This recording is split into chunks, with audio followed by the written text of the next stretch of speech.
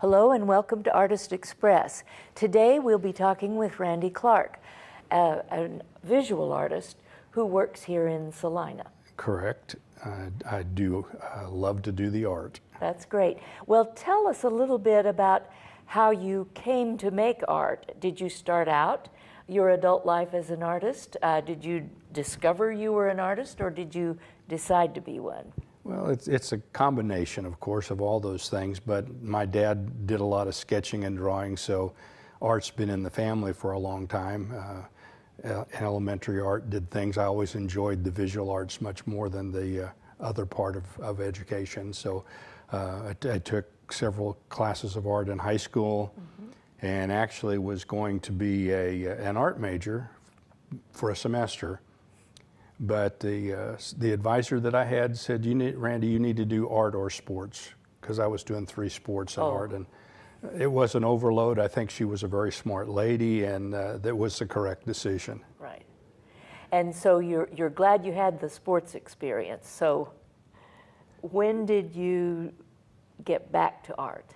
Well, I've always done art at home with the boys when we were growing up, and when they were in Scouts, I would always do a pencil sketch of the campsite. So I have 5 of those from Camp Kansas at Hutchinson, Kansas. That I don't think is a Boy Scout camp anymore, but that was my week of art.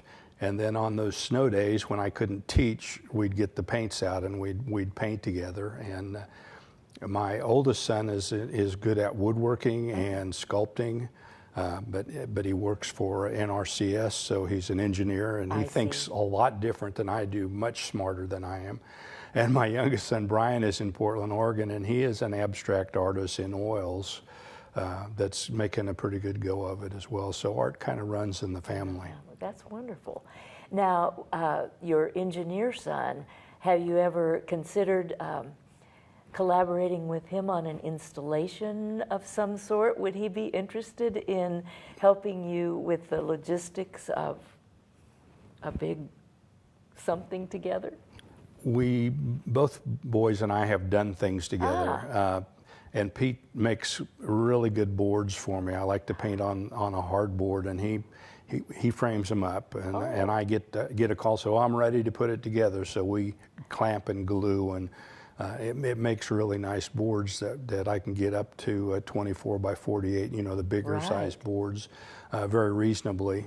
That's wonderful. I think there are a lot of artists who would envy you that connection. It's a good connection. And then we tore down an old family barn that was probably built in the 1880s and got to have the barn wood. And I've got at least 3, maybe 4 pieces that he created barn wood frames for those that are like shadow frames. Yes. They're really beautiful, of that red, gray barn wood. It really enhanced the paintings a lot. Oh, that's great.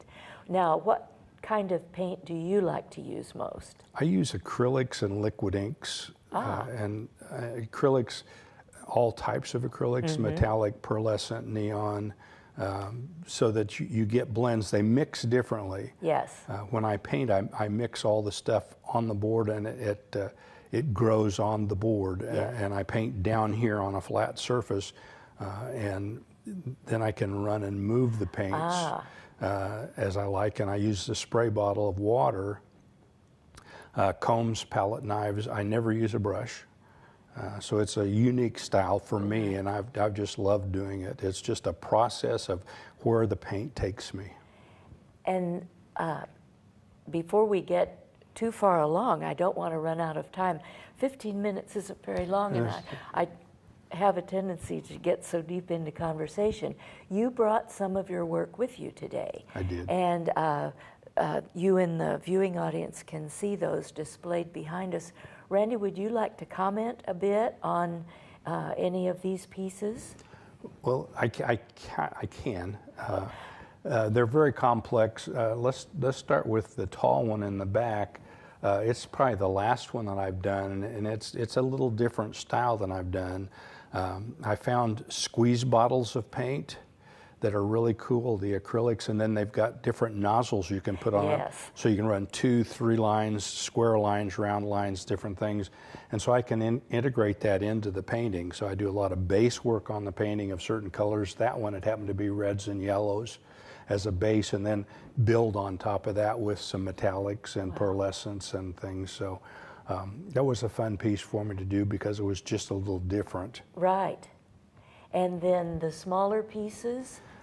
Just technique over a lot of do it and then do it again and then do it again. So when I go to an art gallery, I get in trouble because I want to look down the side of a painting and I go past the white line because I want to see the textures and bumps and little things that an artist adds that you don't notice but enhance the painting so much. So they only show up if the light hits it correctly. But this one has a lot of transparencies in it and a tree shape that's behind that.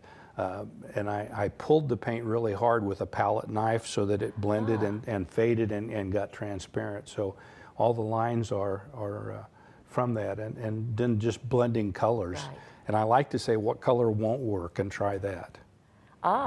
And have you had mostly success with that I love it. I love it because all of us have our favorite colors. Right. I understand yours is red. It is. I like blues and oranges. But there are other colors. And when I teach a class, I have them start by painting with their favorite colors. And then I say, take the colors you really hate and let's do that again.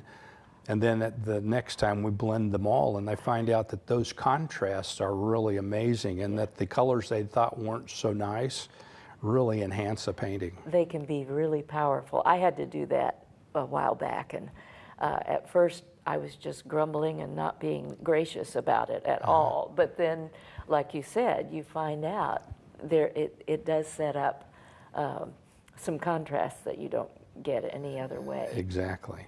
Now, what inspires your work in terms of shapes and it sounds as if you're influenced pretty strongly by the materials and experimenting with the materials, but where do you get the inspiration for the forms or the shapes that turn up on the canvas? They turn up sort of by accident. I kind of have a plan when I start.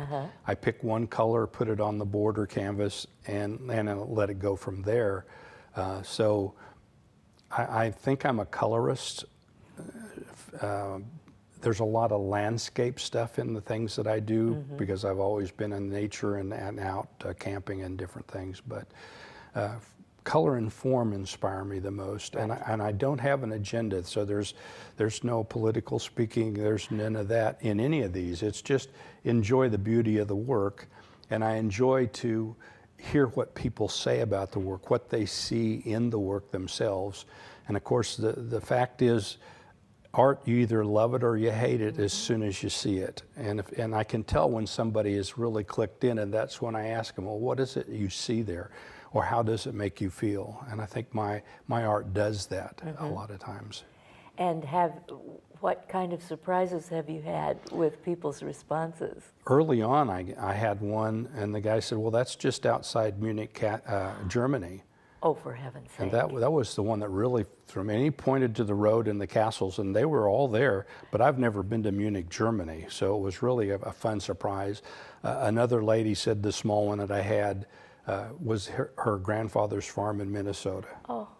So you Isn't never it know. Amazing, right? And that just opens the world up to you as well as to the viewers. I mean, you're getting new experiences just from their response.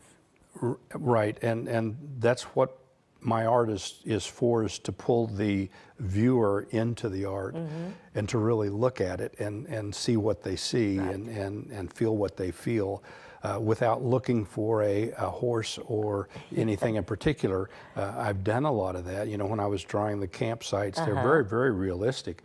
But that's one type of art. Abstract is completely another. I feel the abstract art is a from within out. Yes. It lets me release emotion, feelings, joy, anger, whatever I'm feeling at the time comes out on the canvas. Right.